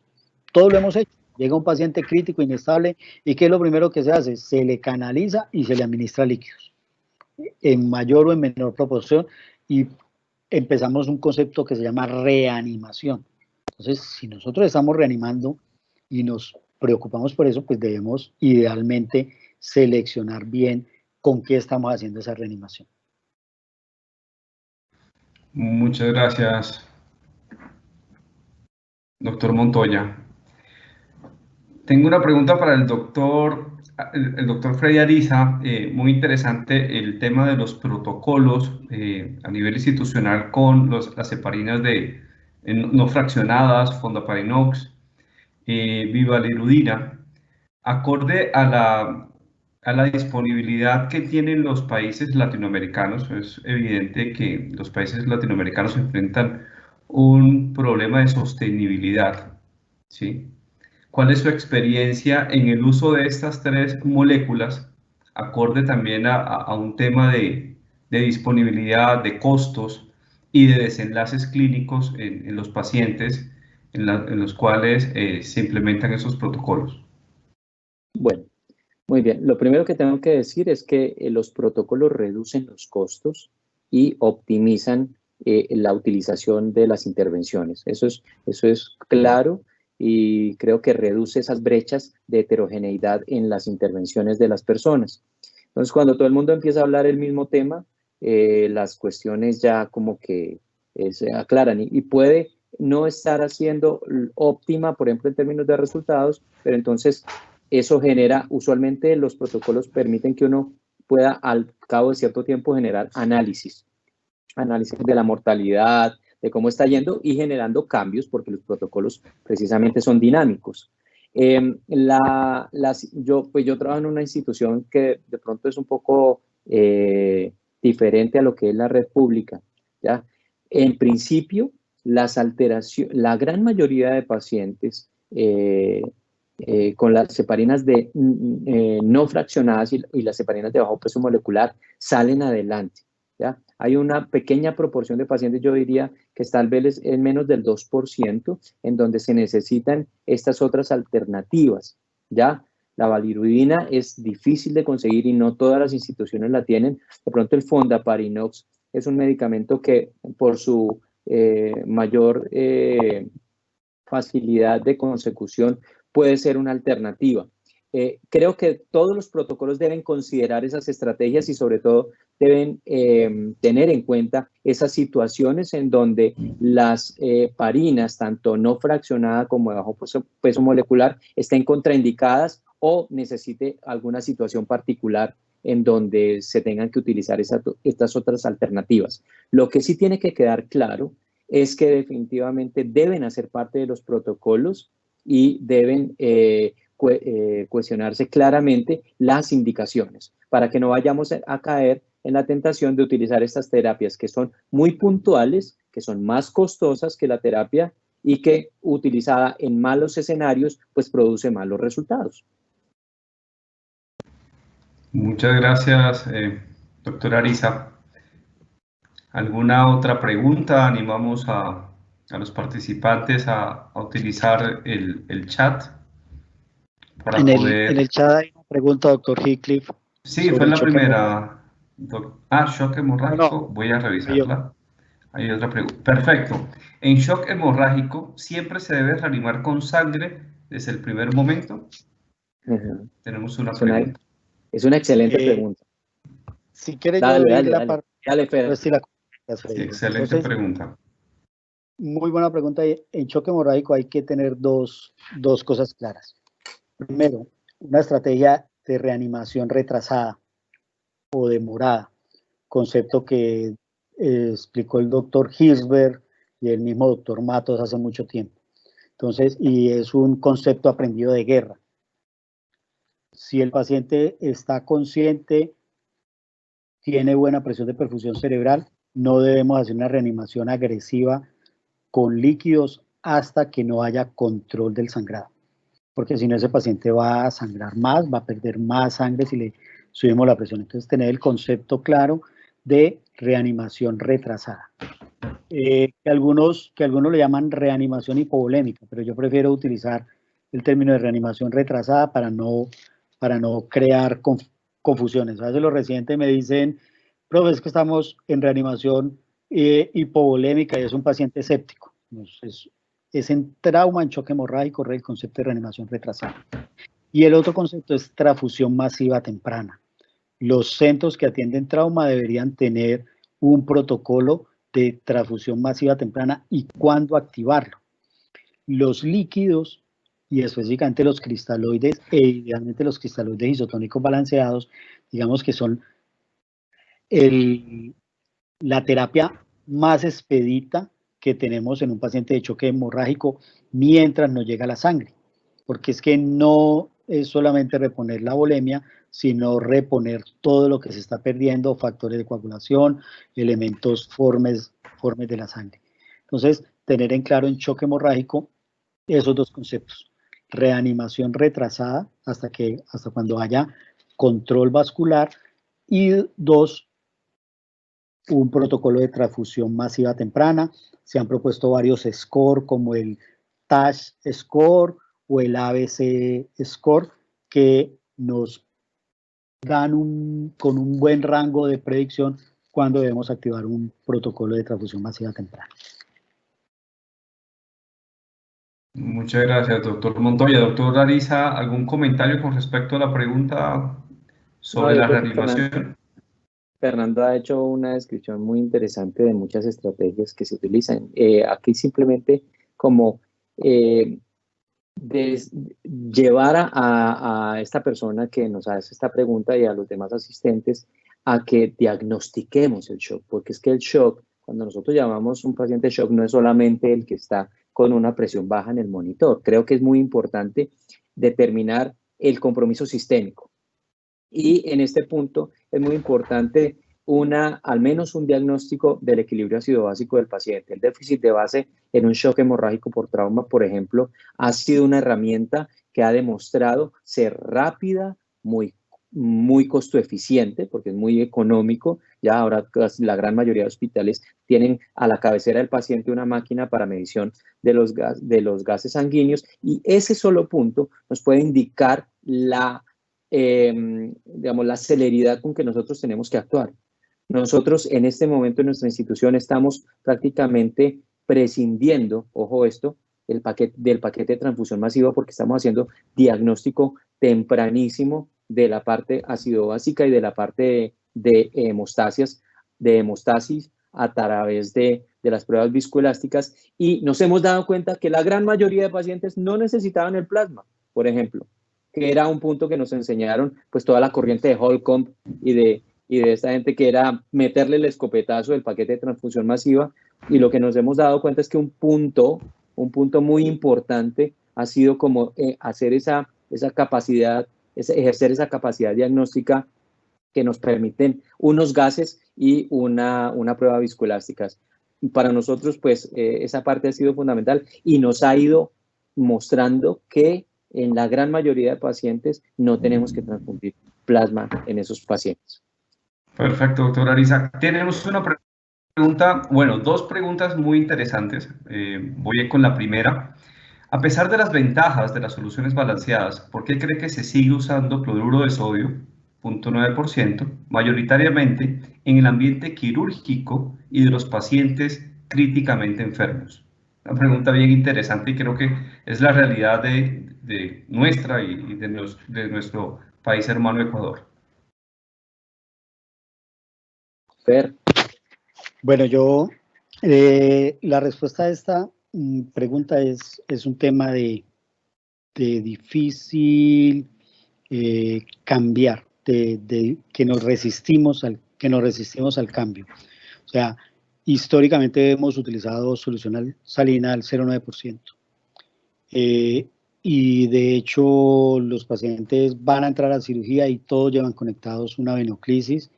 La gran mayoría de pacientes en nuestras instituciones tienen periodos prolongados de ayuno y muchas de nuestras anestesias terminan con unas infusiones de altos volúmenes y específicamente de solución salina. Entonces yo pienso que hay que empezar a desmitificar este tema en dos aspectos. Primero, los cristaloides isotónicos balanceados se encuentran disponibles en nuestros países. Segundo, no son ampliamente costosos, o sea, no hay una gran diferencia del costo entre una bolsa de 500 mililitros de solución salina al 0,9% y una bolsa, por ejemplo, de isofundil. Entonces, y tercero, nosotros tenemos que pensar en desenlaces clínicos favorables. Por más que nuestros pacientes sean de cirugía electiva, de ambulatorios que van a recibir 1.500 centímetros de líquidos, si reciben 1.500 centímetros de solución salina, vamos a afectar la función renal, y si adicionalmente estaba hipovolémico por un ayuno prolongado, y si adicionalmente le ponemos AINES como analgésico en el posoperatorio, pues posiblemente estemos afectando la función renal, que muchos pacientes que tienen un buen estado de salud previo y no es una cirugía mayor, pues nosotros no nos vamos a dar cuenta de qué pasa en los pacientes, y de pronto los pacientes no van a hacer una lesión renal definitiva. Pero cuando le aumentamos el nivel de complejidad a la cirugía o le aumentamos el nivel de complejidad a ese paciente, pues sí, claramente vamos a ver desenlaces no tan buenos como si hubiéramos preferido utilizar una solución balanceada. Entonces tenemos que romper ese imaginario y empezar a un cambio. Si recuerdan, en una de las diapositivas en un editorial del Journal Británico de Anestesia, se preguntaban, ¿los anestesiólogos debemos de dejar de usar solución salina? Y la respuesta en ese editorial es sí, debemos de dejar de usar solución salina y favorecer el uso de otro tipo de líquidos. Completamente de acuerdo, doctor Montoya, y yo creo que este tipo de eventos científicos aportan un granito de arena en ese cambio de paradigma, ¿sí?, sobre el uso de las soluciones balanceadas y sobre la importancia en cuanto a desenlaces clínicos para nuestros pacientes. Tenemos una última pregunta que va muy de la mano, y esto se está poniendo buenísimo, lástima el tiempo. Y la siguiente pregunta es, ¿cuál es su opinión del uso de cristaloides balanceados en trauma cráneoencefálico? Paciente crítico. Hay evidencia de usar cristaloides isotónicos balanceados en paciente de trauma neurológico e incluso en el paciente neuroquirúrgico, ¿sí? O sea, hay evidencia de su uso. Porque siempre nos han dicho que debemos usar solución salina al 0,9% y que el lactato de Ringer, por tener una menor osmolaridad, podría afectar la dinámica cerebral, ¿sí? Si comparamos nosotros la composición del lactato de Ringer, que también hay reportes y también hay literatura de su uso en paciente neurocrítico, si comparamos las composiciones de los líquidos, las soluciones balanceadas tienen una osmolaridad cercana a la del plasma. Y recuerden que la dinámica de líquidos entre el intravascular y el intersticio a nivel cerebral se gobierna básicamente por la osmolaridad y específicamente por la tonicidad. Y la tonicidad está determinada por la cantidad de sodio, ¿sí? Si yo quiero sacar líquido de la neurona, pues utilizo solución salina hipertónica, que me va a deshidratar la neurona. Pero también recordemos que la barrera hematoencefálica que nos permite que tengamos ese efecto va a estar afectada en el paciente con trauma. Entonces, cuando nosotros usamos soluciones salinas hipertónicas, estamos deshidratando, pero deshidratando la neurona sana. Entonces, posiblemente esa no sea una buena estrategia.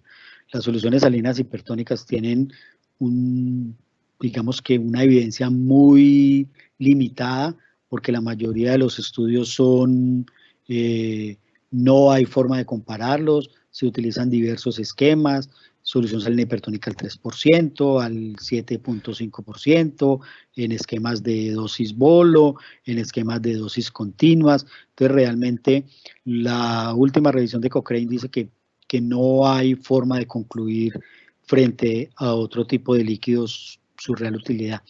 En mi institución yo utilizo solución salina hipertónica, el paciente que tiene un hematoma epidural que lo está herniando y está entrando al quirófano, y entonces en la inducción le ponemos un bolo de solución salina hipertónica al 7.5, pero porque ya se le va a drenar el hematoma. De resto, no usamos mucha solución salina hipertónica y preferimos utilizar solución salina balanceada. Muchas gracias, doctor Montoya. Tenemos... Solución salina balanceada no, cristaloides isotónicos balanceados. Ok, muchas gracias. Tenemos varias preguntas. Lo que vamos a hacer es analizar las preguntas que tenemos en el chat y vamos a tener una comunicación directa. Por favor, nos dejan sus datos en el chat o por el interno para poder tener una reunión con nuestros líderes de opinión y poder darles respuestas a sus preguntas. Tenemos saludos desde La Paz, Bolivia. Yo creo que voy a atreverme, qué pena con los doctores Ariza y Montoya, de leerles el comentario de Abraham Medina, de La Paz, Bolivia. Buenas noches, profesores, mil felicidades por ambas ponencias, son muy didácticas. Mi pregunta es si tienen alguna experiencia con los valores de hematocrito respecto a los pacientes críticos que viven en altitudes mayores a 2.500 metros sobre el nivel del mar. Desde La Paz, Bolivia. Es tremenda esa pregunta porque yo creo que las guías de Patient Blood Management dejan abiertos no unos niveles, sino unos rangos, ¿ya? Y cuando pasamos de ese punto crítico de 7 gramos por decilitro, ahorita en este momento nos estamos moviendo entre un rango entre 7.5 y 8.5. Ese punto yo creo que deja abierta una gran proporción de pacientes que se benefician de una transfusión por debajo de ese umbral.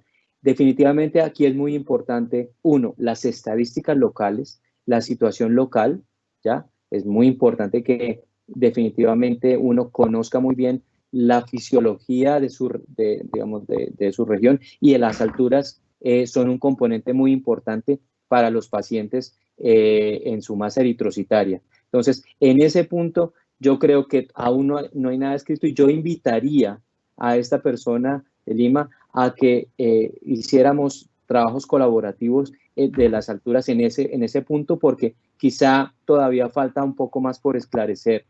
Mientras tanto, yo les recomendaría fijarse el umbral o el rango entre 7.5 y 8.5 como un muy buen indicador por debajo del cual valdría la pena considerar la indicación de transfusión de glóbulos rojos. Definitivamente, por encima de hemoglobinas de 10, es muy pocos los pacientes que se puedan beneficiar.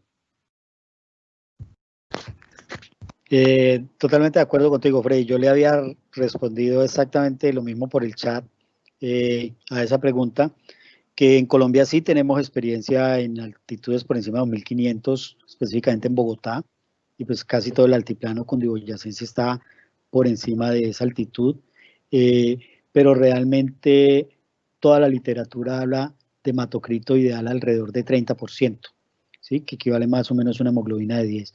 Incluso toleramos hemoglobinas más bajas si el paciente no muestra signos de hipoperfusión, pero sería interesante que en esas altitudes se validara cuál es el hematocrito ideal para esos pacientes. Yes.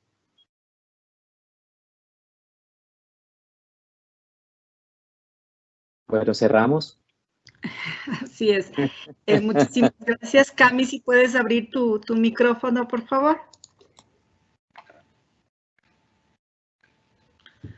Muchísimas gracias a todos por habernos acompañado hasta el final, por haber asistido a este conversatorio. Un agradecimiento especial a nuestros doctores por tan excelentes ponencias y a nuestro doctor Heathcliff por haber moderado este conversatorio, a todos por sus preguntas, por su participación.